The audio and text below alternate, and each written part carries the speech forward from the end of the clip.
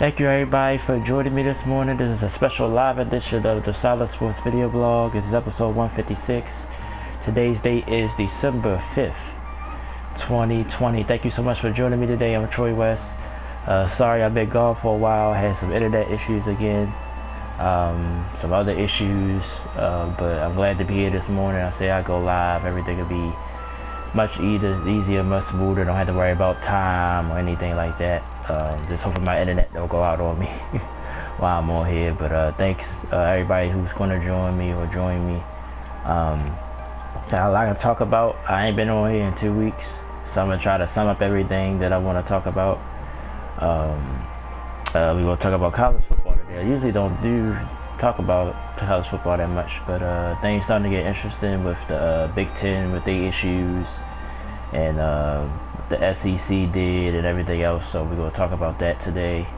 NBA starts in a couple weeks. Off season off to a full swing.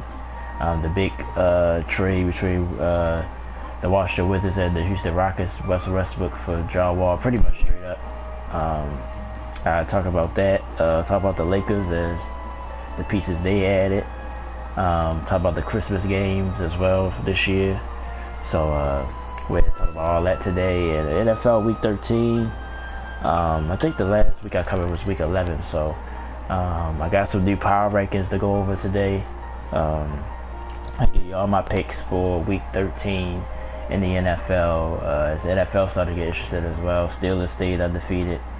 Wild week for the Baltimore Ravens. Me being a Ravens fan, I followed that very closely with COVID-19 spread throughout the team, so they had to postpone their game basically almost a week later.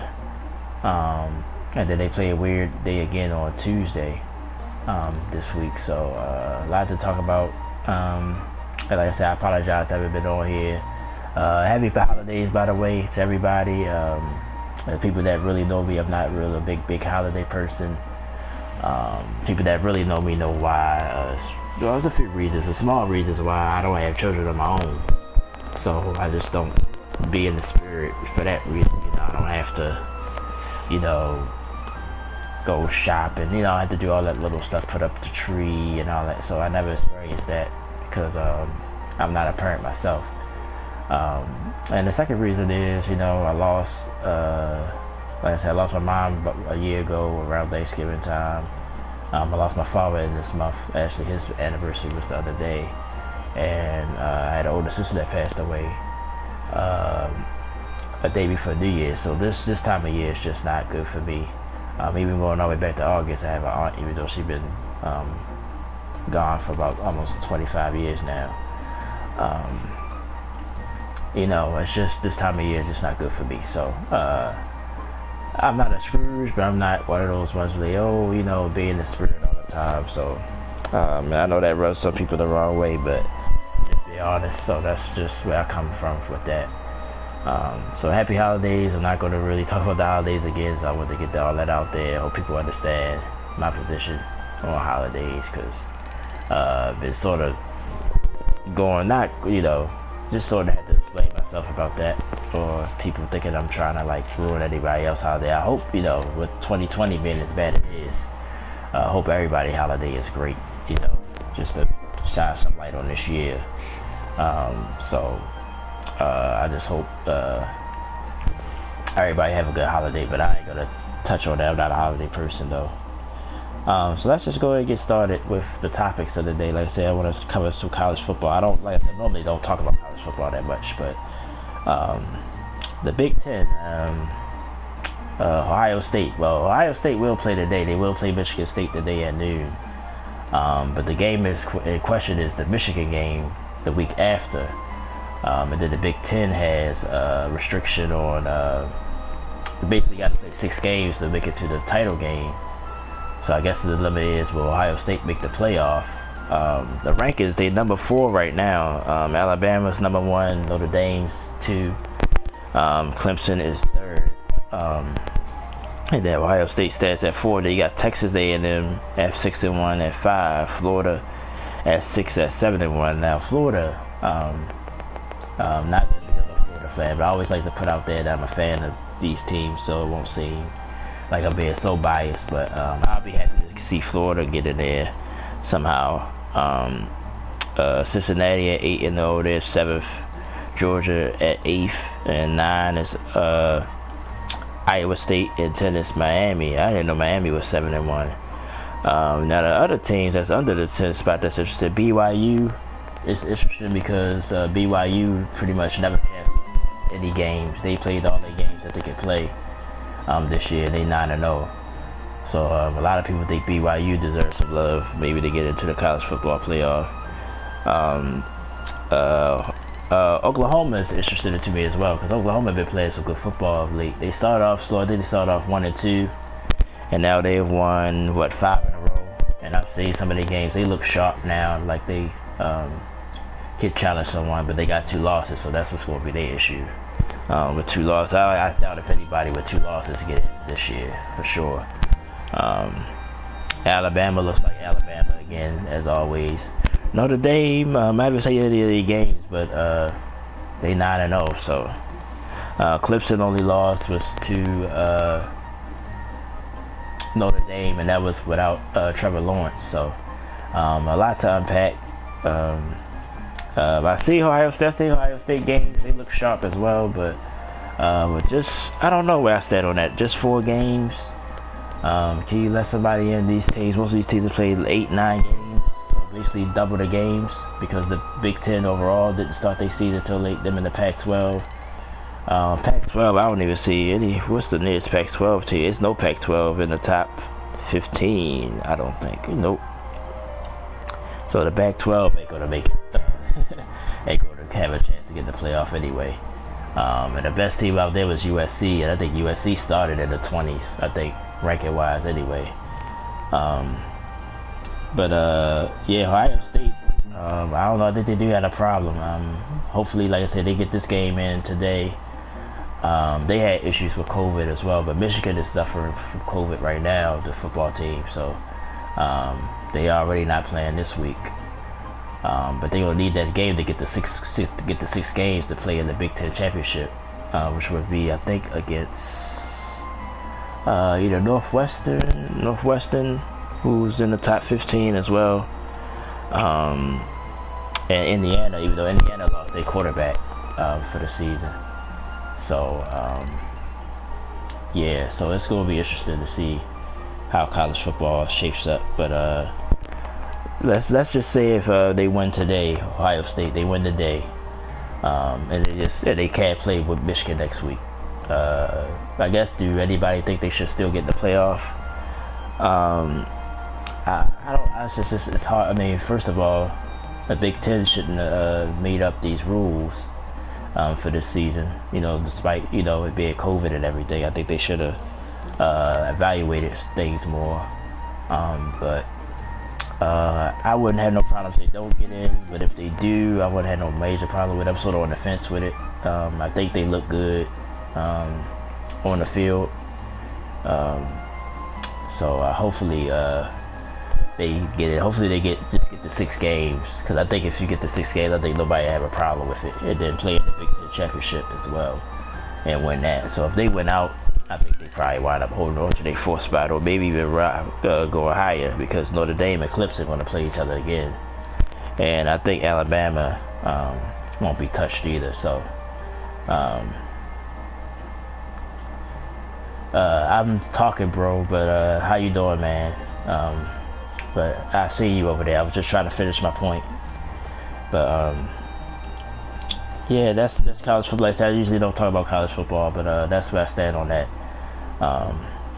So let's just move on to the NBA, because the NBA has just been crazy. The Lakers, man, I think they try to repeat again with the moves they made. They lost Rajon Rondo. People say that's a big deal, but they traded for Dennis Schroeder, so I think that's sort of evened itself out. They got Marcus Gasol. They said that's a downgrade of Dwight Howard and JaVale McGee. I didn't know JaVale McGee was gone until yesterday. I thought they kept him.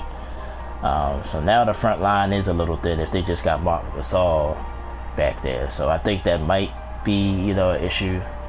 But they added one of the Morris trends. Well, they kept him, I should say, because he was already there.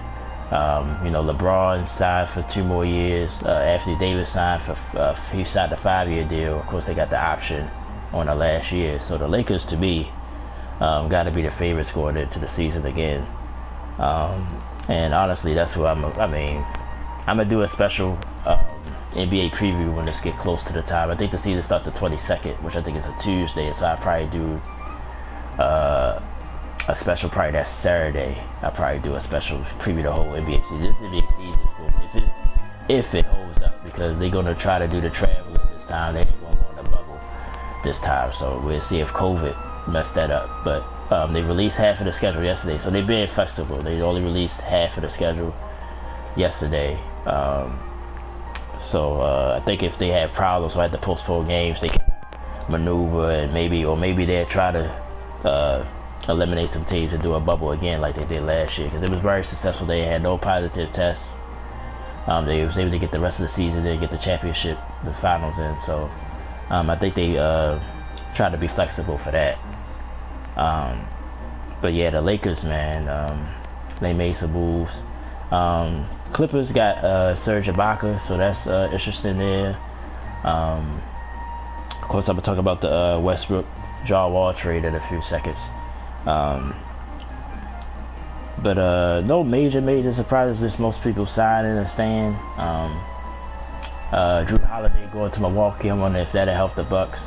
The Nets will be back at full strength. Kyrie Irving and Kevin Durant. Kevin Garnett, but Kevin Garnett did play for the Nets back at, did end his career. But that's going to be an interesting team. Toronto will be back. They was able to keep Fred VanVleet. But losing Serge Ibaka will hurt them a little bit, though. So they'll be a little bit more thinner. But Kyle Lowry's still there, so Toronto will still be a factor. The Sixers getting the Dwight Howard, I think that helps.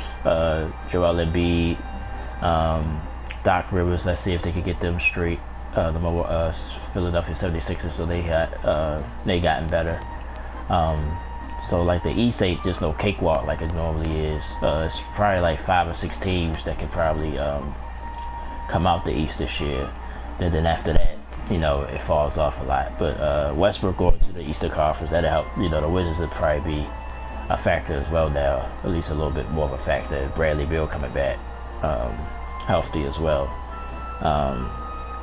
But yeah, I think the Lakers kept their team pretty much intact. They got a little bit younger, so I think that will help them compete for a title. Now, nobody out west. I think Denver would be a factor again against them. Of course, the Clippers will be there, but Paul George will have to improve though. Kawhi Leonard, so the Clippers will still be a factor. The West is just deep, which I always say. Every time I talk about the NBA, the West is just deep now. Phoenix getting Chris Paul, so Phoenix will be a tough team to deal with. Memphis will still be around. New Orleans. This is just the bottom of the West. I'm not even talking about the top of the Western Conference.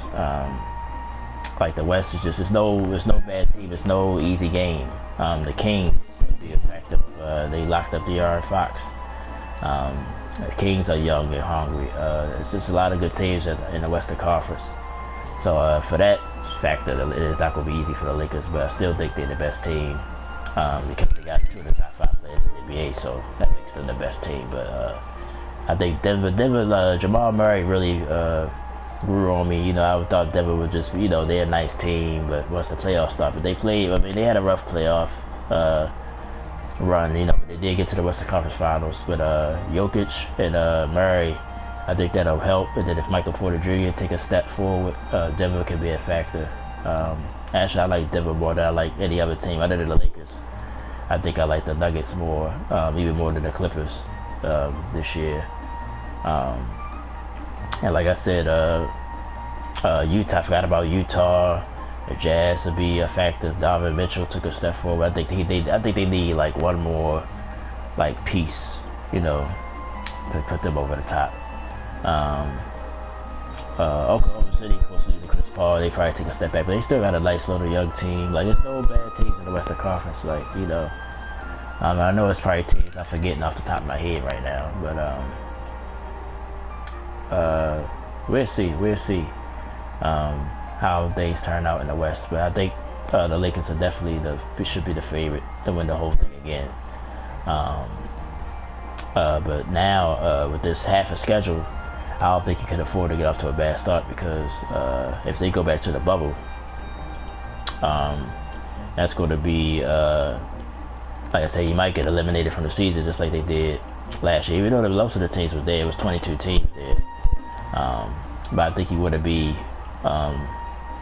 in a good place right after this first half of the season is over with.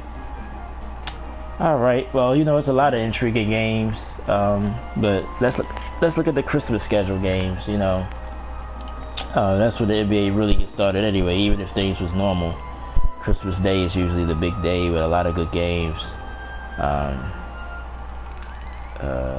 Let's see. This is the preseason, so let's go to Christmas Day, which is a Friday this year. Like Pelicans Heat at noon. That's like I said, that'll be an interesting game. You get to see Zion Williamson. Warriors Bucks, that'll be interesting. Even though I talked about the Klay Thompson injury, even though I didn't even bring up the Warriors, another good team in the West. I think losing Klay it hurts them, but I think there'll still be a factor as well with Steph coming back motivated, Draymond Green coming back motivated. Like I said, the Bucks made some changes, so that's an interesting game. Nets and Celtics, Boston. Been knocking on the door in the East. Can Jason Tatum and Jaylen Brown take another step forward to improve Boston? They don't have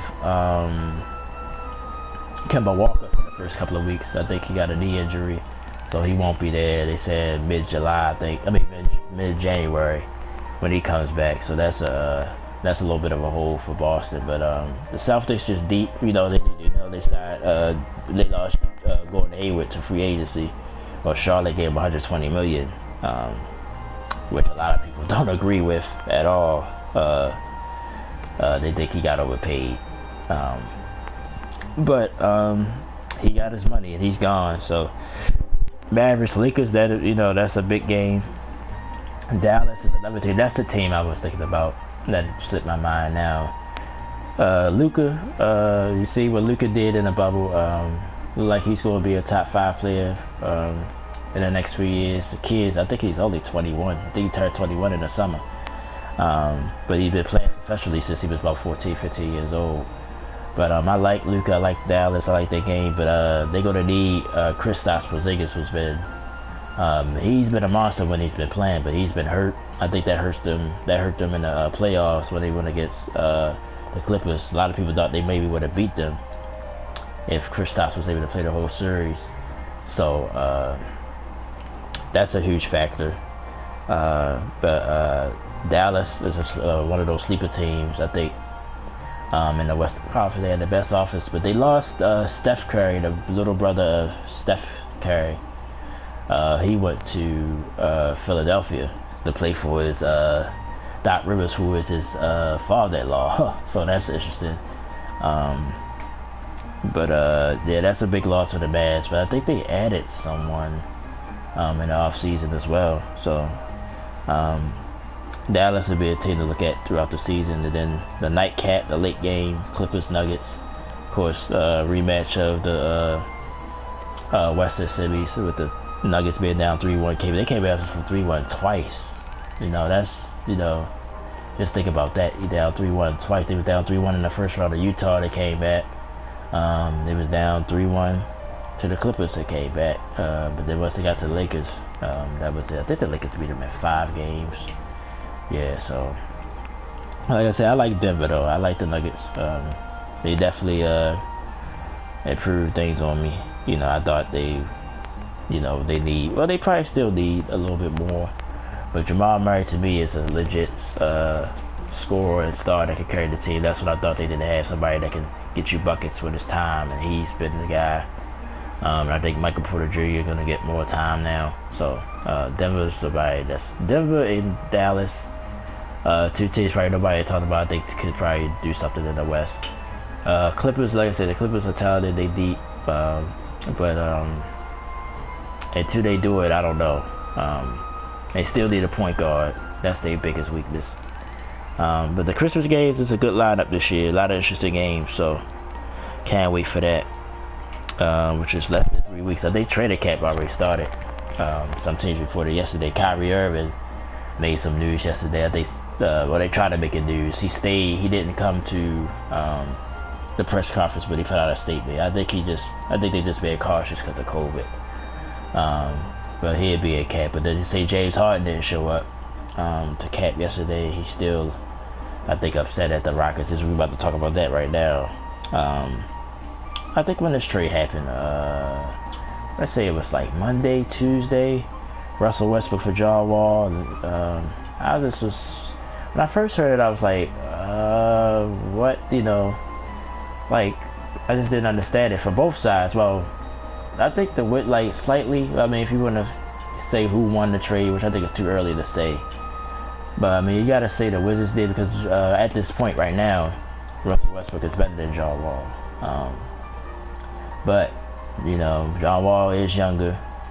And when he was healthy, he was becoming a perimeter point guard in this league. I think he averaged 20 points and 10 assists last 4 seasons. Then he got hurt. He's been pretty much hurt for 2. Well, I think by this month he'll be out for 2 years. So it's the question mark about that. But just forget the age and everything else. They basically the same person. They play the game the same. Both players' jump shot is not that great. I think they said John Wall shoot 32% from 3 in his career.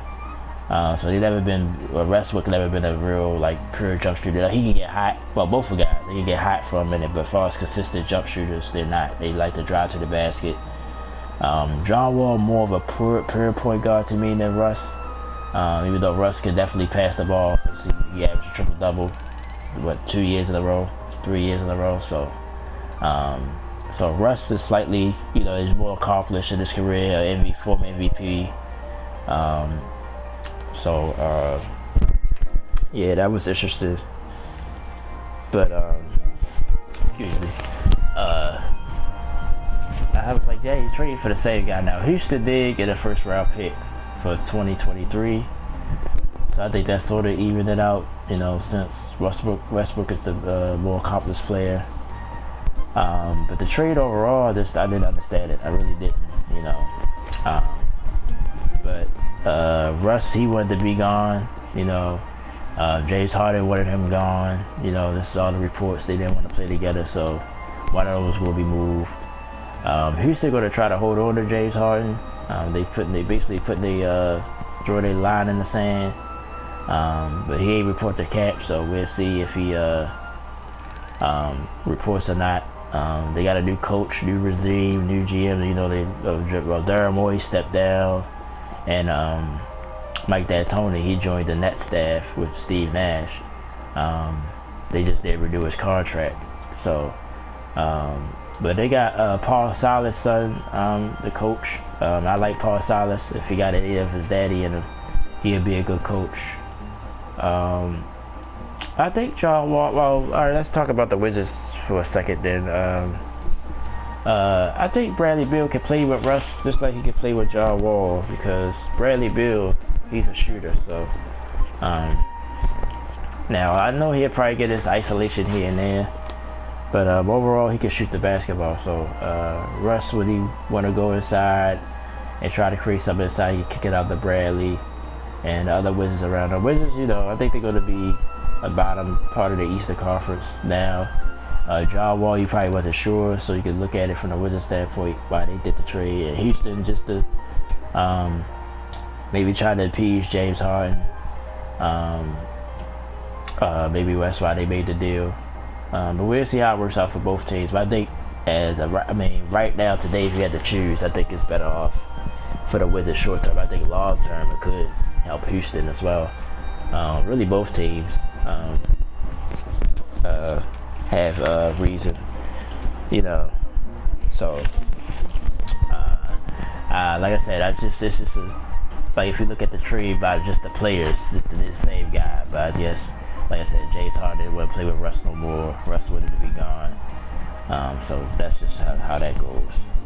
But I can't wait till this NBA season. There's a lot of good storylines, a lot of good teams. Everybody healthy for the most part. So we'll see. Like I said, Brooklyn will be an interesting team to look out for. Can Kyrie Irving and Kevin Durant play together? We'll see. So we'll see. We'll just see. It's going to be a lot to deal with.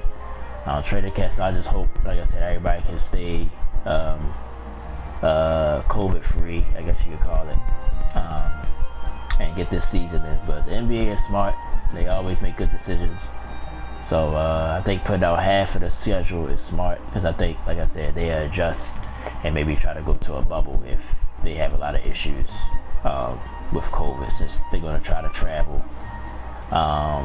And another thing that they said they did, they're going to have a lot of back-to-backs, but it's going to be with the same team. Like if you play, for example, like I guess I'm just popping in my head, Boston and the Knicks. Like Boston might go to New York and play the Knicks twice, back-to-back, you know, something like that. They're going to, you know, to cut down travel, you're going to probably have, like almost like baseball, have a series, a little 2-game series, I guess you would call it, in the same city, so you won't have to travel as much. So the NBA really, and they was ahead of it, you know, when the coronavirus first got bad earlier this year. So, but I can't wait for the NBA. All the teams will be back. Like I said, the Western Conference is interested, so is the East. So, if you're a basketball fan, you definitely should be excited for this NBA season. Probably gonna be one of the best ever. But I still think the Lakers are the favorite again this year. And then LeBron and Anthony Davis, at least been together for the next 3 years, is a big factor for the Lakers as well. So yeah, just can't wait though. Just can't wait for the NBA season to start. Alright, let's move on to the NFL. Week 12 was crazy. Of course, with the Baltimore Ravens, contracted COVID, so had to move their game around. Finally got the game in on Wednesday, which they pretty much hung in there. Pittsburgh sort of let them hang around. Now they didn't have James Conner, they running back, but they just did enough just to win the game. But week 12 overall was just, you know, just crazy. But we're going to just focus on week 13, which starts tomorrow. There was no Thursday night game. Usually I do a Thursday night blog, but it was no Thursday night game because the Ravens were supposed to play Thursday night this week as well. But that game got pushed to Tuesday, where they played the Dallas Cowboys, which is a big game for both teams. Dallas trying to stay alive in the NFC East or whatever you want to call it. And the Ravens now fighting for a playoff spot.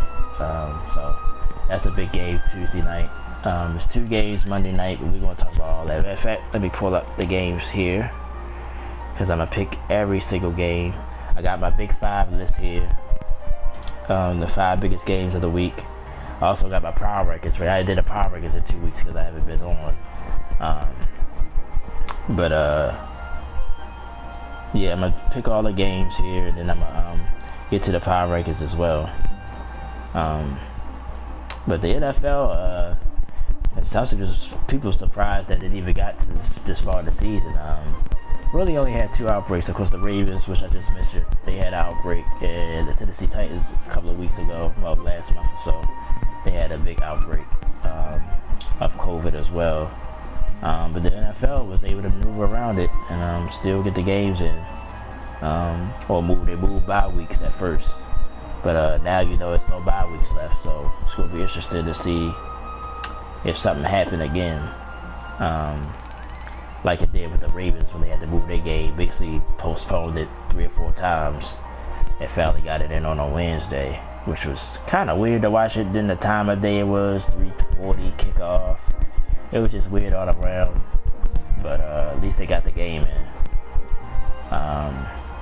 So I was grateful for that. Like I said, the playoff picture, I'll take a look at that as well. The current playoff picture in both the AFC and the NFC. But first we're going to just pick the games, get through the games. If the game is on my Big 5 list, if anybody watched me before, I will just give a little bit more detail about the game. But other games, I'm gonna try to just pick the game and move on. All right, first game up, the New Orleans Saints and the Atlanta Falcons. It's a little bit of a dangerous game for the Saints. Of course, you know that Drew Brees is out with broken ribs, so he won't start to be Taysom Hill again, which people were surprised that he got to start at last week they played the Broncos with no quarterback.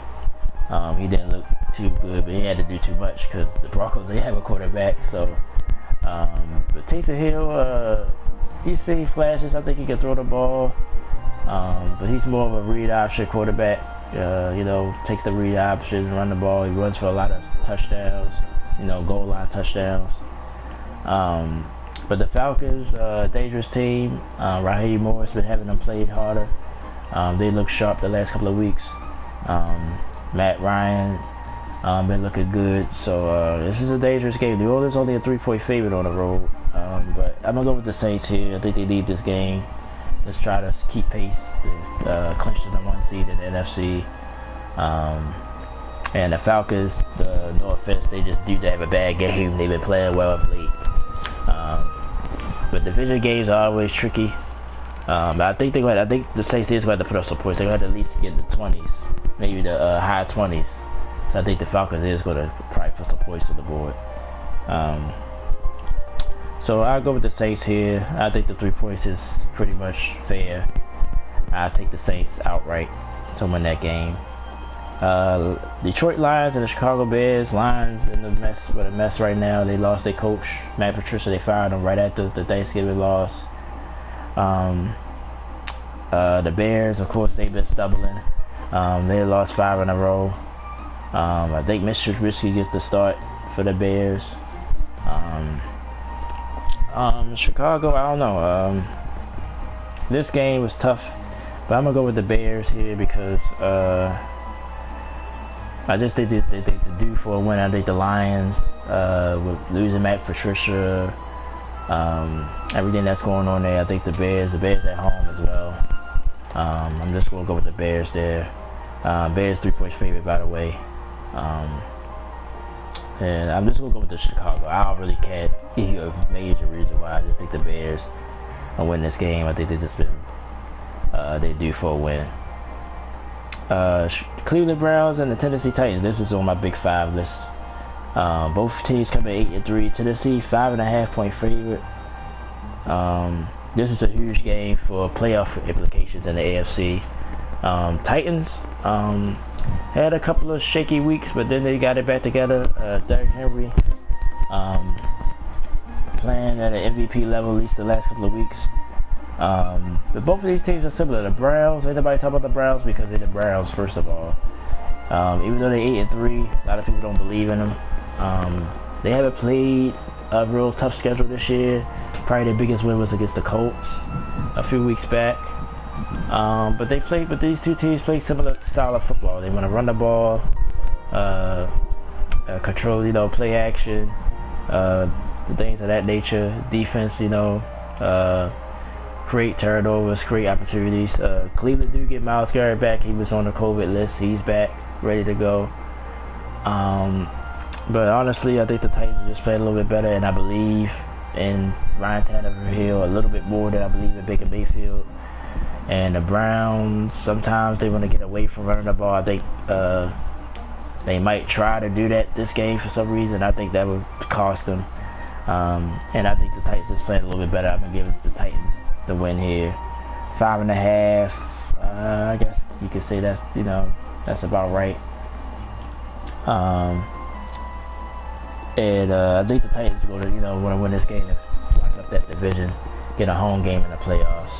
I still think the Browns might make the playoffs with this loss if they do lose this game, but a lot of people don't believe they can get, they can do anything, maybe because a lot of people picked up last year. Thought last year was going to be the year, that they turn the corner. But they're having a good year this year. I think it will be a playoff team, but I think they lose this game this week, and it'll be a big win for the Titans. They go to 9-3. I think that's what happens here. I think they win on tomorrow. Cincinnati Bengals, Miami Dolphins. This is a big game for the Dolphins to keep pace in the AFC playoffs. I think they win that game. Bengals, of course, they lost Joe Burrow. Now with Miami, when they start Tua, there's been rumbles they might go back to Tua, which I don't understand why. Ryan Fitzpatrick, I think that's going to be an issue if it ain't already for Miami. You gotta stay with somebody. Now Tua, when he was in there, didn't look real sharp. He just pretty much managed the game. Ryan Fitzpatrick, I think he's willing to throw the ball down the field, but sometimes he can have costly turnovers, of course.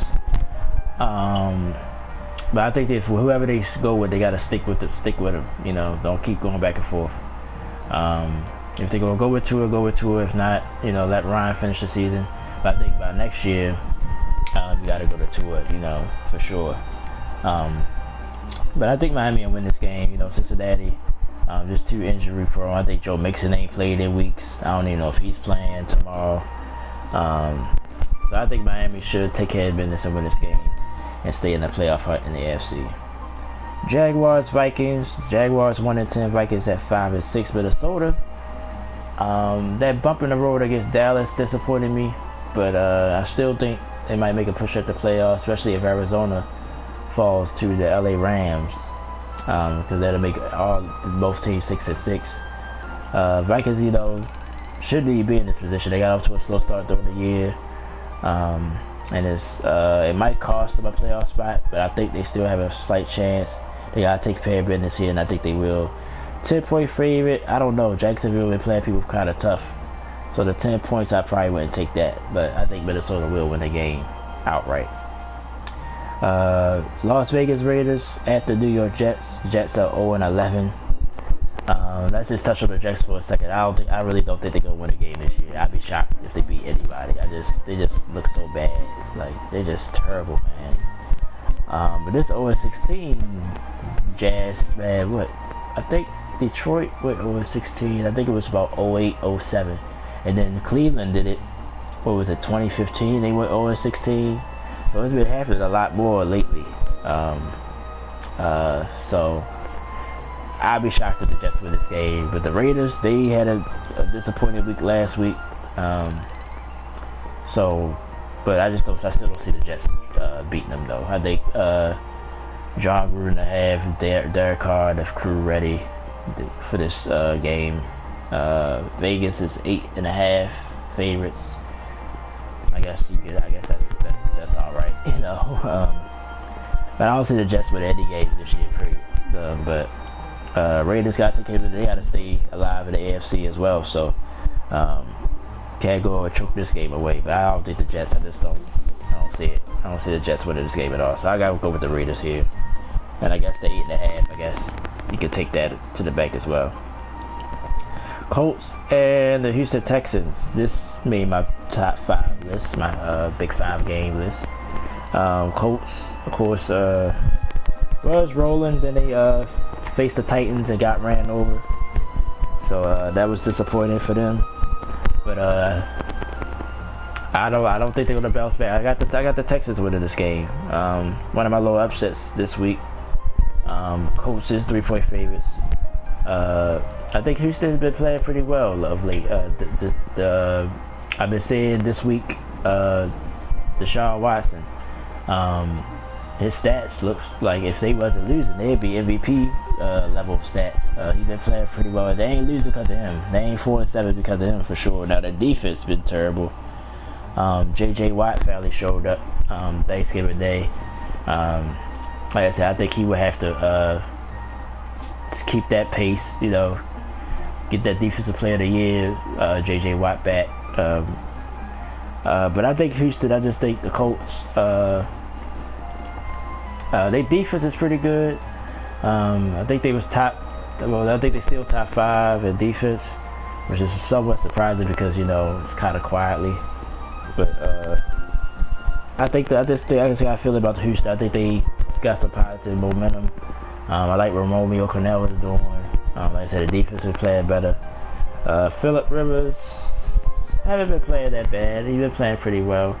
I think the Colts running game has been an issue. I think Houston will take care. I think they win this game. I think it's one of my upsets of the week. I think Houston will win this game. I think Deshaun Watson, I really like the kid. I just hope they're able to build around him. Now they don't have Will Fuller. I heard about that. They don't have Will Fuller at wide receiver. He got suspended for PEDs, which I'm supposed to say is stupid, you know. But you know, I think Deshaun Watson. Rams at Cardinals. This is also on my Big Five list. Rams now went up to 3 points, so the Rams are 3-point favorites now. On the road at Arizona. Cardinals need this win. You know, still like I just mentioned, Minnesota's on their heels now. But they say Kyler Murray been hurt the last few weeks, so hopefully he's back healthy. And he can play to his full potential.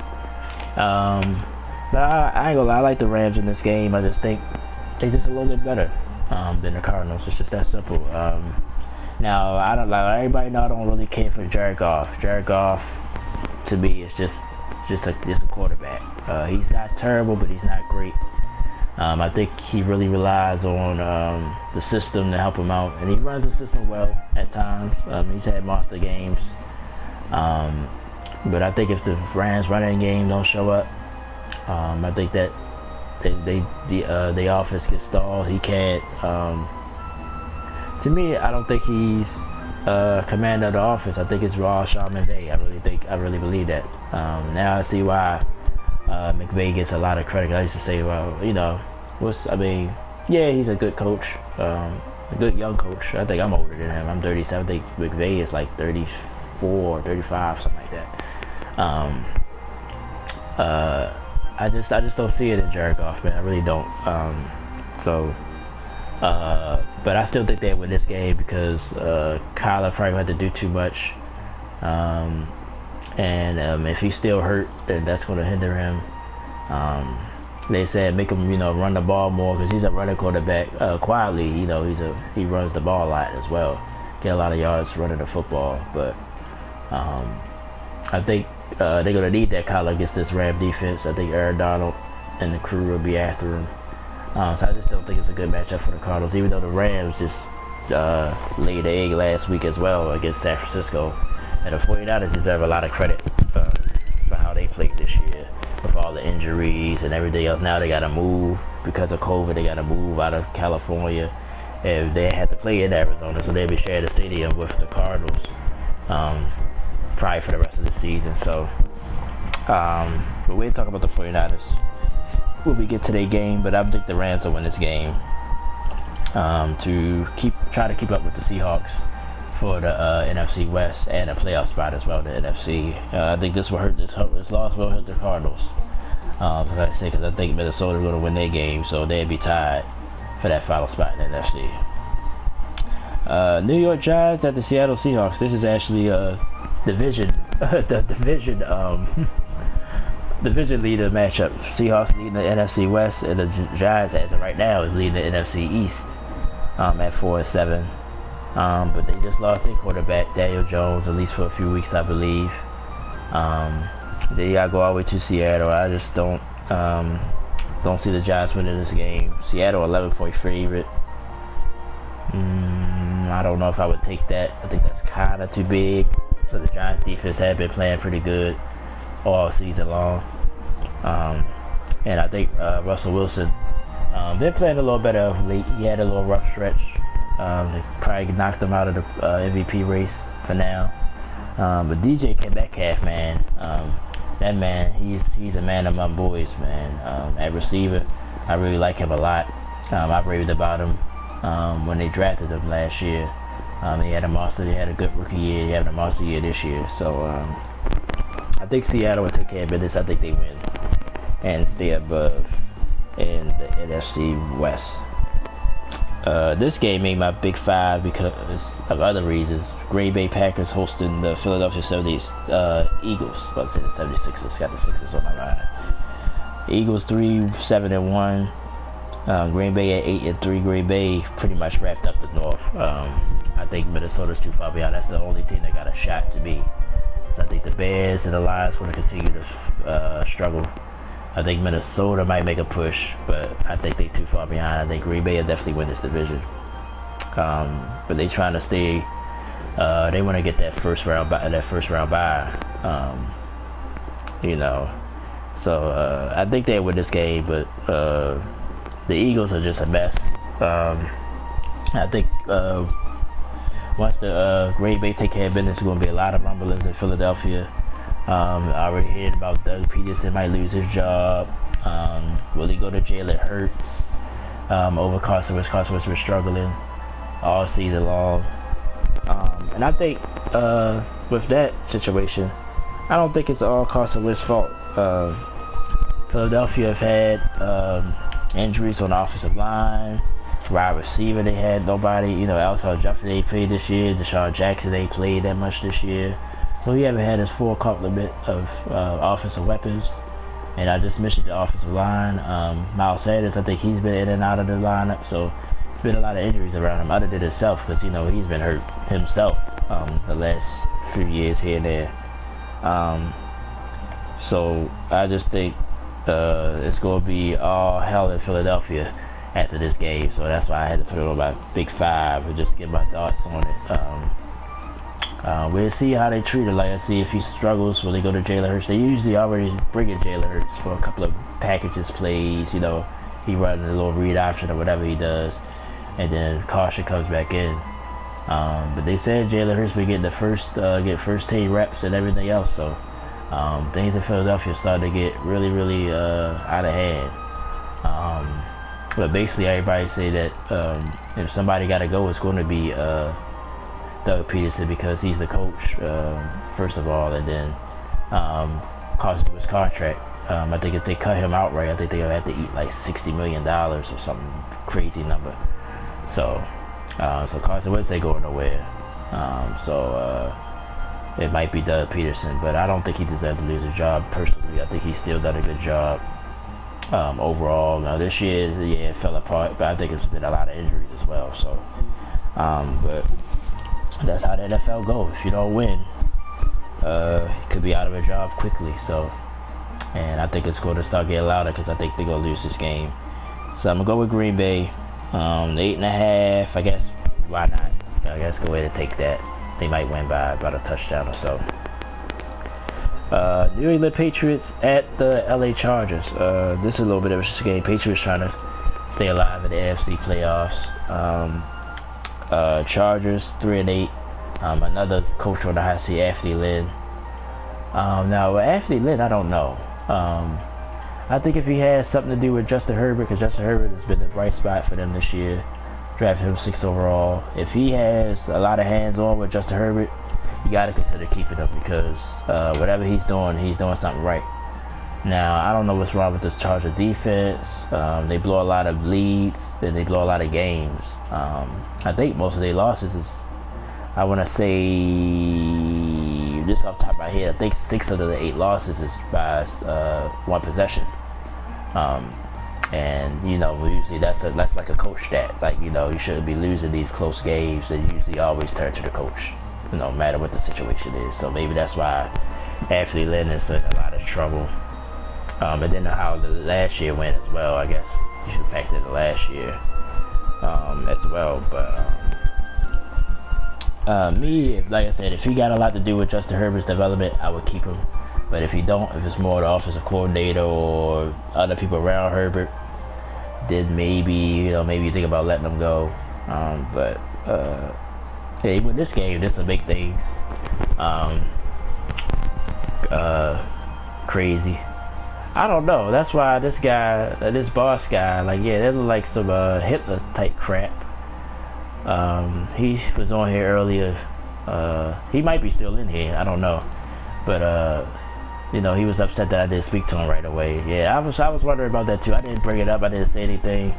You know, I'm not one of those guys that I ain't even really paying no mind, honestly. I seen it, but so I don't know. So maybe if he's still in, he can answer that. If he's a Nazi or not. But I looked at that, I was like, what the hell, you know? But I guess maybe that's why he thought I didn't speak to him. And I didn't speak to him because I was trying to finish my point. But if you still in here, boss, you know, you can answer that question. But that's crazy. I looked at that too. I was like, what the hell is that, man? Like, is Hitler in here or something? But anyway, to get back to what I was saying, this is New England. Cam, Cam been up and down all year. It seemed like that experiment ain't quite working. They had some tough losses this year, but had some good games this year as well. Some surprising wins. So I think New England is. Well, we're gonna look at the playoff picture. I'm not sure they're gonna make the playoffs because I don't think they're gonna catch Buffalo to win the division. And I think the AFC is too muttered. It's too many teams. I think really it's gonna take about 10 wins to get a wild card spot. And I don't know if they get to 10. Well, they right at 10 wins. They had to win out. So I think they'll fall short of the playoffs. But I think they'll win this game though. I think they'll beat the try. I think Bill Belichick, he's always good against young quarterbacks defensively. So I think they might make Justin Herbert look a little bit normal this week. I think he'll struggle a little bit this week. He'll probably still make some throws here and there, but I think he'll struggle a little bit this week. I think New England gets it done and win the game. Chargers though, they favorite. They 1.5 favorite, which I can't blame that line because how New England been playing. Sunday night football, Broncos at the Chiefs. Everybody been talking about the Chiefs lately. Patrick Mahomes, what's to talk about? The guys, he's unbelievable. Even though I think last week that Tampa game, they got off to the fast start. Tyreek Hill destroyed them, burned them up. But I think that the Chiefs, I think they sort of turn it on and turn it off sometimes. I think that you had to pull out a little, if you had to nitpick what they problem, and their defense as well. Their defense is still got holes. If they don't get pressure, their defenses could be had as well. That's why Tampa was able to crawl back into the game a little bit. Like Mike Evans was able to get a couple big catches near the end of the game. But Denver Broncos are a mess. I don't know if any of the quarterbacks will be back. They had no quarterbacks because of COVID last week. So I don't know if it's who's going to start this week at quarterback.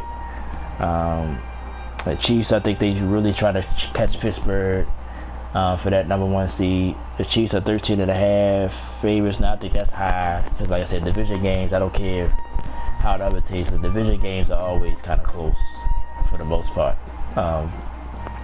But that's a good. But that's tempting, because the Chiefs could go in there and put 50 up and destroy the Broncos. So it's possible. But if I was a betting person, I probably wouldn't take the 13.5.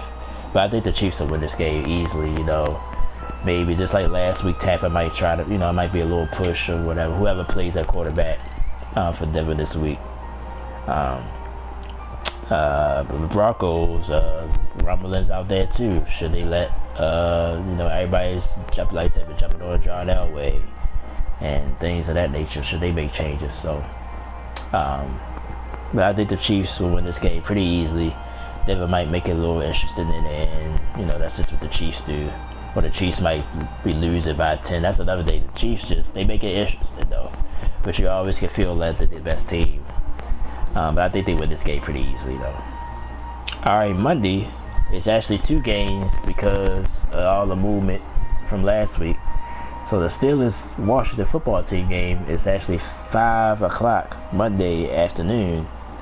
I already had one upset special. It wasn't a big upset, but upset by the upset from Houston beating the Colts. I got Houston beating the Colts. That's somewhat of an upset, but this is a big upset to me. I'm going with the Washington football team here. I'm going with the Washington football team to beat the Steelers. I think the Steelers lose their first game. Now, I'm a little bit hesitant. First, I felt good about this pick. Now, I started seeing experts pick it too. I was like, oh, man, now I think Pittsburgh they'll be motivated now. They're not going to go into this game like a days ago. Then Tomlin dug in their butt for how they looked against the Ravens. So now I don't feel great about it, but, I've been thinking, I think Washington pass rush going to make Ben Roethlisberger been a little shaky to me the last few weeks. Now, he make the throws when he need to make the throws, but the Pittsburgh offense haven't been as sharp. The running game haven't been going, even with Carter, even though Carter didn't play in the Ravens game the other day. But even when he was there, the running game is not consistent. Now, Clay Chase Pool, I hope I've said his name right. And Juju Smith-Schuster, they had one big catch that pretty much separated. And then the Pittsburgh defense has been outstanding all year long. T.J. Watt, I love that kid. So Pittsburgh defense goes up. I think Washington defense is very, very, especially that front four with Chase Young, all the first rounders on that front four. I think they're going to disrupt Pittsburgh offense. Alex Smith, I believe in Alex Smith. I think Alex Smith, this is a game for him. Manage the game, don't mess the game up. Just make 1 or 2 big throws. I think he can do it. I'm going to go with the Washington football team here. My second upset of the week.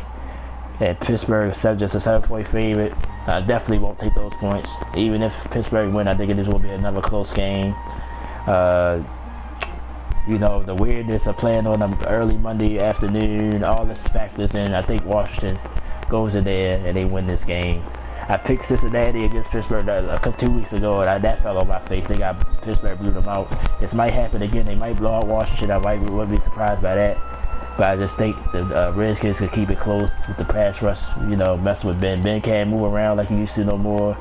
I think they get to him a couple of times. And I think Washington will pull off the upset. I'm going to go with the Washington football team here. Pittsburgh will lose their first game this week.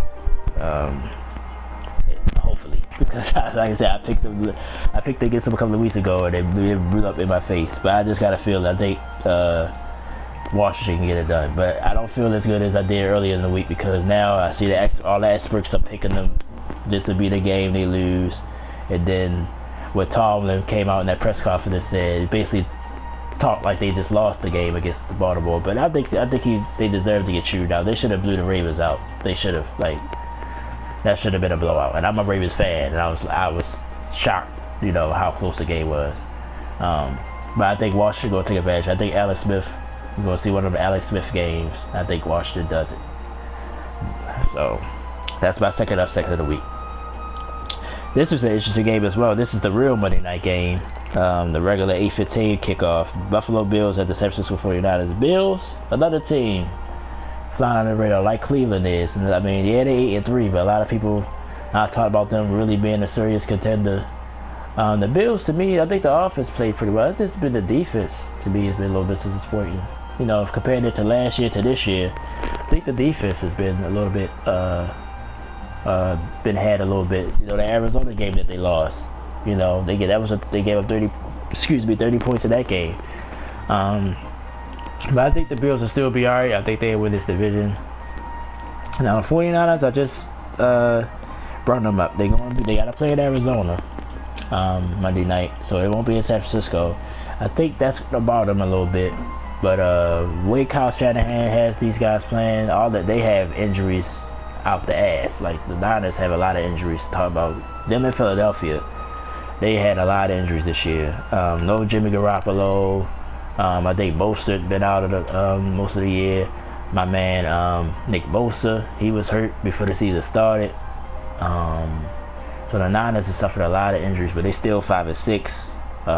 So I'll give them a lot of credit, but I think the Bills will do just enough to win this game. I think this will be a close game. Niners are actually favored by a point. But I think the Bills will do enough. I think Josh Allen had one of his unique games. I think the Bills defense will do something. I think the Bills go into Arizona. And then I just brought up the Arizona game when they played the Cardinals. The Hail Kyle Murray game, of course. So they're going right back to that stadium again. So I think they're going to be extra motivated. And I think they'll take care of it. I think they beat the Niners on Monday night and go to 9-3 and pretty much wrap up the AFC East. So the final game of the week, which is on a Tuesday this week, the Baltimore Ravens hosting the Dallas Cowboys. Of course, the Ravens COVID issues starting to get better. They ain't had no positive tests since after the Pittsburgh game Wednesday and all week. They trying to say Lamar might not be ready. Lamar Jackson might not be ready. I don't believe that. I think the Ravens just playing that to make Dallas prepare for Trace McSorley because RG3 got hurt in the Pittsburgh game. If you remember the play where he ran out of bounds and was lipping, his hamstring. So he got a hamstring pull. So he's out for 3 weeks. They put him on IR. So if somehow Lamar Jackson can't play, it would be Trace McSorley. I like Trace McSorley though. I was talking to somebody this morning. I seen him at Penn State. Just got a lot of mileage, like his moxie. He don't look scared. He looks like a quarterback. Now he's short. His arm strength is not that great, but you see the throw he made to Hollywood Brown in the Pittsburgh game the other day. I think he's capable of playing this game. Now Dallas, you know they problems. They 3-8. You know they lost that Prescott week 4 of the season. Offense has been shaky. Ezekiel Elliott has been disappointing for the Cowboys. The defense has been playing a little bit better of late. We'll see what Andy Dalton can do. Now, as a Raiders fan, I'm nervous, especially if Lamar can't play. I still think the Ravens will win this game. Dallas, honestly think it's rumbling that they want to sort of tank and try to get a high draft pick so they can draft a quarterback so they can move on from Dak. All this crap, you know, Jerry Jones, you know, all that nonsense he be talking and stuff. I think the Ravens, you know, the way they played against Pittsburgh, I think they know they need this game, because if they lose this game, yeah, you got to really consider them maybe missing the playoffs. They would have to win out to me to make the playoffs. So I think this is a very important game for both teams, because Dallas is still alive in the NFC East as well. So despite their record, they still have a chance to make a playoff run. So this is a sneaky huge game. And this was, the Washington Steelers game was on my Big Five. But I talked about that long enough that I feel good about that. But I think the Ravens will win. They got to win this game to stay in the playoff hunt. I think if Dallas loses this game, they still can wind up winning the East. Because even though I said what I said about the Washington, if they lose, if the Giants lose, the Eagles, I got all those teams losing other than Washington. So I think Washington will take over the division actually. But of course, that game against Pittsburgh is not a gimme at all. Like I said, Pittsburgh could turn around and blow them out. So this will be an opportunity for Dallas to maybe get back and take the division lead. So should be an interesting game. But I think Lamar's playing. I think all that nonsense they talked about that he might not play, I think that's nonsense. I think he'll play. I think he'll have a monster game. And I think the Ravens will win pretty easily now. But surely plays. I still think the Ravens can win this game, but I think it'll be a lot tougher. So that's all the games. That's all the picks for this week. That's all the picks. We got through them all. All 32 teams are playing, unless, the day's 30, so it's a good sign. You ain't hearing, well, I ain't heard nothing about COVID, so that's a good thing. I'm looking at ESPN right now, no new COVID cases for nobody, so the games that scheduled should play on the days they scheduled, so that's good news. So they get all these games in Saturday, Sunday, Monday, and Tuesday this week. Okay, since like I said, since I ain't been on here in a few weeks, and since I haven't done my power rankings, I'm gonna do my power rankings, the top 5 teams in the NFL right now.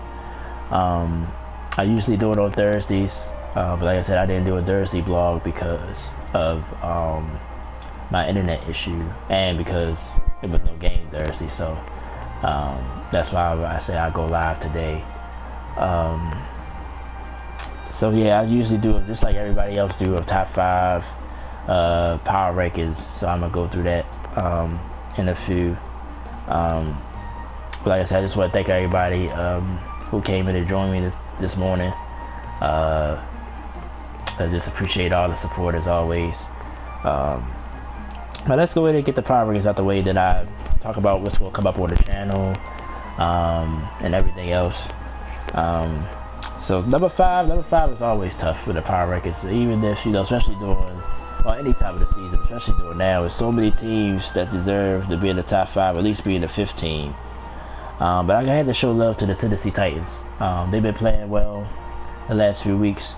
They've been in and out by power rankings throughout the season. Like I said, Ryan Tannehill, everybody waiting for this guy to mess up because they were so down on him in Miami. Even myself, I thought he was an average quarterback, but he's played pretty well. You gotta give him his credit. Derrick Henry, like I said, playing at the MVP level, even though he might not get any votes for MVP, but he's definitely the MVP of the Titans. AJ Brown, he's been showing off lately. So the Titans, I think they, like I said, I think they go beat Cleveland tomorrow, and really take a stronghold on that division in the AFC South. And like I said, that to me, it really is a Super Bowl contender because they got all the way to the AFC Championship game last year. So you know they're capable. And even in that game against Kansas City, they was up by, 10 twice.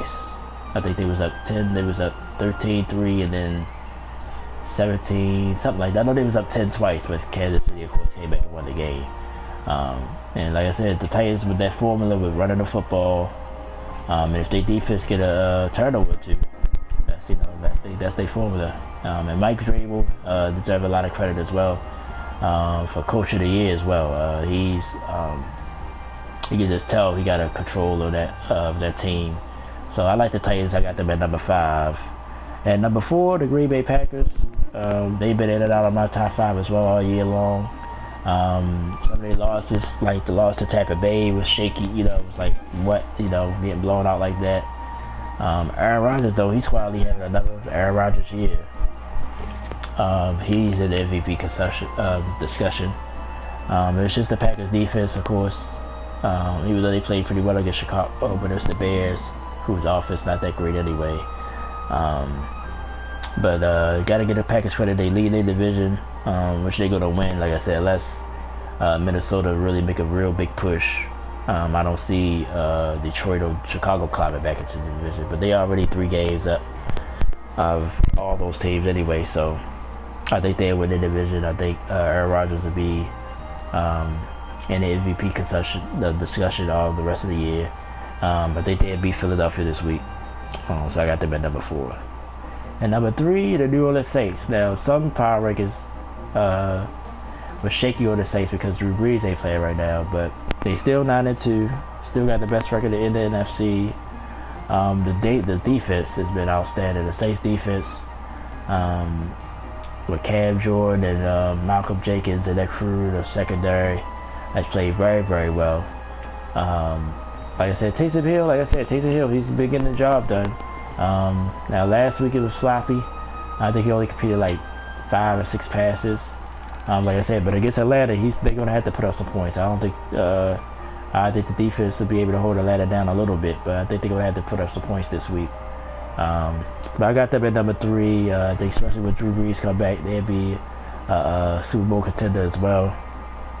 But the thing about the Saints is, like I said, the last few years in particular, they get to the playoffs and then just don't show up. So hopefully that don't happen this year. But I think even though Drew Brees is hurt, I think him being able to sit, maybe get some rest, even though the broken ribs was no joke, but I think he'll come back ready to go. And the Saints will be a top team in the NFC once again. But I think that first seed would be huge for them if they can get it, if they can hold on to that. And then get the home game. Even though home games don't go mean as much as they normally do because of no crowd, in most stadiums. So I think the Saints still would rather be home all playoff long if they have to. So I like the Saints at number 3, and I like them right now to be the favorite come out the NFC, as we stand here today. Number 2, the Kansas City Chiefs, the champions, defending champions, 10-1. Like I said, they had some shaky moments throughout the year. But you still got Patrick Mahomes, you still got Andy Reid, you still got Travis Kelce. I can go on and on with the weapons they have on offense. The defense, when they play well, you see what they can do. They can rush the passer sometimes. Tyrann Mathieu, the only bright spot to me in that secondary. He makes plays every once in a while. But overall, the defense had to improve. But still, with Patrick Mahomes, he can win shootouts. So the defense, I think that takes pressure off the defense that they don't have to be perfect. But only weakness there is probably the defense. But I put the Chiefs number 2. They've been some people got Chiefs number 1 in their power rankings. I got them number 2 because number 1 team is undefeated, which is the Pittsburgh Steelers. Regardless how they've been looking the last few weeks, they still undefeated. They stay number 1 on my power rankings until they lose. I got them losing this week, as if somebody just joined me. I got them losing to Washington this week, but if they win, they stay number 1 until they lose. So to recap, The Tennessee Titans at number 5, the Green Bay Packers at number 4, number 3, the New Orleans Saints, number 2, the Kansas City Chiefs, and at number 1, the undefeated Pittsburgh Steelers is your number 1 team in the NFL right now. Like I said, all these teams got interesting games this week, though. Titans against the Browns. I said the Packers play the Eagles. Saints and Falcons. That's not a gimme game. Kansas City played Denver, but they at home, so that's why I think they should handle Denver pretty easily. If they had to go to Denver, then I'd be like, just keep an eye on that game. And then Pittsburgh going against Washington. Like I said, I think Washington going to pull upset. Okay, all right. Well, one more thing to look at. Let's look at the playoff picture just real quick. Let's look at the conference playoff picture. I just mentioned the Saints is number 1 in the NFC, and the Steelers are number 1 in the AFC.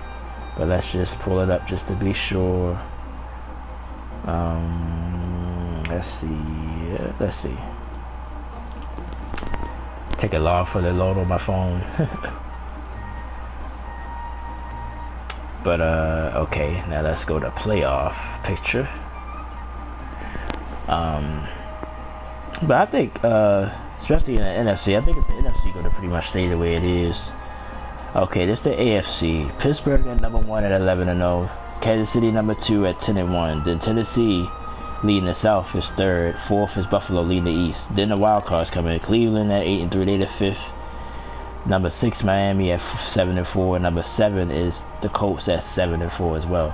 It's 7 teams this year because, well, not because of COVID, but they was going to do this anyway. They collectively bargained on adding another team this year. Now they talk about adding an 8th team if they wind up having to cancel games, which could happen if another outbreak happened again, like with the Ravens. Now, team's still alive. Like I said, you got Vegas at 6-5. I mentioned the Ravens at 6-5. New England at 5-6. Other than them teams, I think, like I said, I think Houston might make a push. But like I said, I think it's going to take 10 wins or more to clinch. So I think Houston's too far out of it. That's why I said I think New England's too far out of it. Only why I still give the Ravens a shot because of their schedules. I think the Ravens can win out. Even start with this game against Dallas. I think the Ravens can potentially win out. Now they got Cleveland. That's probably their hardest game left. But I think the Ravens can win out to get one of these spots. Like I said, I think Cleveland will still make it. Buffalo will make it because they're a division leader. Now it's the only teams that's interested is Miami and the Colts. Will they continue to win and keep pressure on the other teams below them? Or will they fall off? But that'd be the interesting piece of the AFC. I think Pittsburgh is going. Kansas City, they're fine. They have clinched their divisions.